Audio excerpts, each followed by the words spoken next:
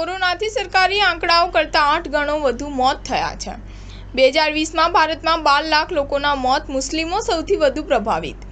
Corona મહામારીના પ્રથમ તબક્કામાં ભારતમાં લગભગ 1.48 લાખ લોકોના મોત થયા છે, પરંતુ હવે નવા અહેવાલો સરકારના આ આંકડા ખોટા સાબિત કર્યા છે। અલ જઝીરાએ વિશ્વભરના 10 મોટા ડેમોગ્રાફર્સ અને અર્થશાસ્ત્રીઓના રિપોર્ટને ટાંકીને કહ્યું હતું કે 2020માં ભારતમાં કોરોનાને કારણે 8 ગણા વધુ લોકોના મોત થયા છે। રિપોર્ટમાં કહેવામાં આવ્યું છે કે કોરોનાના પહેલા તબક્કામાં ભારતમાં લગભગ 12 લાખ લોકોએ જીવ ગુમાવ્યા છે।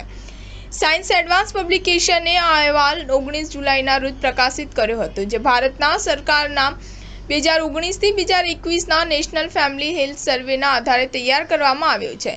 રિપોર્ટમાં આપવામાં આવેલા આંકડા WHOના આંકડા કરતાં 1.5 ગણા વધારે છે। સંશોધન મુજબ 2020માં ઉચ્ચ જાતિના હિન્દુઓની સરેરાશ આયુષ્યમાં 1.3 વર્ષનો ઘટાડો થયો છે। એ જ સમયે અનુસૂચિત જાતિના લોકોના સરેરાશ જીવન દરમાં 2.7 વર્ષનો ઘટાડો થયો છે। આ સિવાય ભારતના મુસ્લિમ નાગરિકોના જીવન દરમાં અગાઉની સરખામણીમાં 5.4 વર્ષનો ઘટાડો થયો છે। પુરુષો કરતાં મહિલાઓમાં કોરોનાની અસર વધુ જોવા મળી હતી। રિપોર્ટમાં કહેવામાં આવ્યું છે કે એક તરફ પુરુષોના સરેરાશ જીવનમાં 2.1 વર્ષનો ઘટાડો થયો છે, જ્યારે મહિલાઓમાં 3 વર્ષનો ઘટાડો નોંધવામાં આવ્યો છે।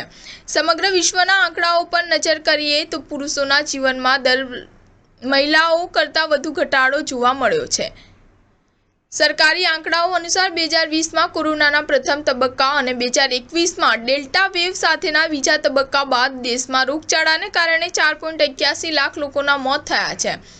WHOએ પોતાના રિપોર્ટમાં આ આંકડાઓને ખોટા ગણાવ્યા છે અને દાવો કર્યો છે કે વાસ્તવમાં ભારતમાં 20થી 65 લાખ લોકોના મોત થયા છે, જે સમગ્ર વિશ્વમાં સૌથી વધુ છે। સ્ટાર ન્યૂઝ 7 હંમેશા સચ્ચાઈની સાથે।